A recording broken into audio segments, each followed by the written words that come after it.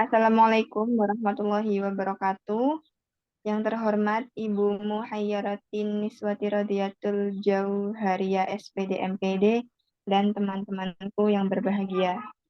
Pada kesempatan kali ini, kami dari kelompok 2 Literasi Digital kelas 2022C jurusan Pendidikan Geografi akan memaparkan materi tentang gunung berapi dan penanggulangannya. Sebelum itu, saya selaku moderator izinkan untuk membacakan nama-nama anggota dari kelompok 2. Yang pertama ada Cindy Nurfaiza dengan NIM akhir 042. Yang kedua ada Alvin Febidhia dengan NIM akhir 024. Yang ketiga ada Maradita Fitriyanti dengan NIM akhir 012. Yang keempat ada Naura Royani dengan NIM akhir 027. Dan yang terakhir ada Salisa Chandra Kirana dengan NIM akhir 048. Baik, selanjutnya yaitu pemaparan materi. Pada rekan saya yang bertugas dipersilahkan. Baik, saya akan membacakan pengertian dari gunung berapi. Gunung berapi atau gunung api secara umum adalah istilah yang dapat didefinisikan sebagai suatu sistem saluran fluida panas yang memanjang dari kedalaman sekitar 10 km di bawah permukaan bumi sampai ke permukaan bumi, termasuk endapan hasil akumulasi material yang dikeluarkan pada saat meletus. Gunung berapi di bumi terbentuk dikarenakan keraknya terpecah menjadi 17 lempeng tektonik utama yang kaku dan mengambang di atas lapisan mantel yang lebih panas dan lunak. Oleh karena itu, gunung berapi di bumi sering ditemukan di batas divergen dan konvergen dari lempeng tektonik. Gunung berapi biasanya tidak terbentuk di wilayah dua lempeng tektonik bergeseran satu sama lain. Baik, dilanjutkan oleh rekan saya. Baik, di sini saya akan menjelaskan tentang status gunung berapi. Dalam infografis dijelaskan presentase status gunung berapi ada 4. Yang pertama normal, yang kedua waspada, yang ketiga siaga, dan yang keempat awas. Pada status normal, gunung berapi yang diamati tidak ada perubahan aktivitas secara visual, seismik, dan kejadian vulkanik. Ini menunjukkan tidak ada letusan hingga kurun waktu tertentu. Pada status ini, berdasarkan pengamatan dari hasil visual, kegempaan, dan gejala vulkanik lainnya, kegiatan gunung api tersebut tidak memperlihatkan adanya kelainan. Yang kedua, pada status waspada, status waspada menunjukkan mulai meningkatnya aktivitas seismik dan mulai muncul kejadian vulkanik. Pada status ini juga mulai terlihat perubahan visual di sekitar kawah, mulai dari gangguan magmatik, tektonik, atau hidrotermal. Namun diperkirakan tak terjadi erupsi dalam jangka waktu tertentu. Yang ketiga, pada status siaga, pada status ini, peningkatan seismik yang didukung dengan pemantauan vulkanik lainnya, serta terlihat jelas perubahan baik secara visual maupun perubahan aktivitas kawah. Berdasarkan analisis data observasi, kondisi itu akan diikuti dengan letusan utama. Artinya, jika peningkatan kegiatan gunung api terus berlanjut, kemungkinan erupsi besar mungkin terjadi dalam kurun waktu 2 pekan. Yang ketiga ada status awas. Pada status ini, kondisi paling memungkinkan terjadinya erupsi.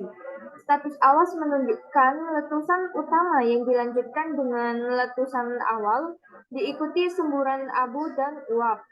Setelah itu akan diikuti dengan erupsi besar. Dalam kondisi ini, kemungkinan erupsi besar akan berlangsung dalam kurun waktu 24 jam. Selanjutnya akan dilanjutkan oleh rekan saya. Baik, terima kasih. Di sini saya akan menjelaskan mengenai hal-hal yang harus dilakukan pada saat gunung berapi mengalami erupsi. Yang pertama yaitu ada jauhi zona perkiraan bahaya erupsi. Zona perkiraan bahaya tersebut yaitu meliputi di dalam area kawah, lalu di area dalam radius 8 km dari kawah, dan perluasan ke arah utara sampai timur laut dan tenggara sampai selatan hingga barat daya sejauh 10 km dari kawah. Jadi diharapkan masyarakat yang berada di dalam radius 8-10 km itu segera untuk mengungsi dengan tertib dan tenang, terutama bagi masyarakat yang bermukim dan beraktivitas di sekitar aliran sungai yang berhulu di gunung yang sedang erupsi tersebut, agar mewaspadai potensi ancaman bahaya berupa aliran lahar. Dan zona perkiraan bahaya itu sifatnya dinamis sehingga dapat berubah sewaktu-waktu dan akan terus dievaluasi mengikuti perkembangan data terbaru di pengamatan gunung yang mengalami erupsi. Selanjutnya akan dilanjutkan oleh rekan saya. Baik, terima kasih. Saya akan menjelaskan tentang akibat yang ditimbulkan gunung berapi. Jadi ada akibat positif dan akibat negatif. Akibat positif, gunung berapi adalah gunung yang berbahaya yang bisa menghambat lingkungan. Bila gunung berapi mengeluarkan letusan di gunung berapi, umumnya gunung berapi akan meletus disebabkan beberapa faktor dan akan menyampaikan siaga jika gunung berapi akan meletus, sehingga gunung berapi yang akan meletus menyampaikan akibat positif juga negatif. Contohnya, tanah yang dilalui oleh abu vulkanis menghasilkan tanah yang menjadi fertile dan sangat baik untuk bercocok tanam. Yang kedua, membentuk batu dan pasir bermutu baik untuk bahan bangunan. Kemudian, akibat negatif.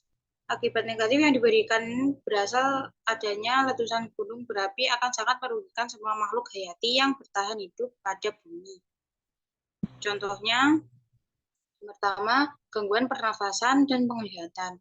Yang kedua, pencemaran sumber air bersih. Yang ketiga, menyebabkan badai listrik. Yang keempat, mengganggu kerja mesin dan kendaraan bermotor. Yang kelima, merusak atap rumah dan ladang. Yang keenam, mengubah infrastruktur. Yang ketujuh, kebakaran hutan dan lahan. Kedelapan, korban jiwa akibat aliran lava, awan panas, dan banjir lahar. Yang kesembilan, jatuhan pasir dan batu. Baik, saya serahkan kembali ke moderator. Terima kasih saya ucapkan kepada rekan-rekan karena sudah memaparkan materi. Nah, itu tadi merupakan pemaparan materi dari kami, kelompok 2 Literasi Digital, kelas 2022C, jurusan Pendidikan Geografi. Saya selaku moderator, mohon maaf bila ada salah kata, dan mohon pamit undur diri. Terima kasih saya ucapkan. Wassalamualaikum warahmatullahi wabarakatuh.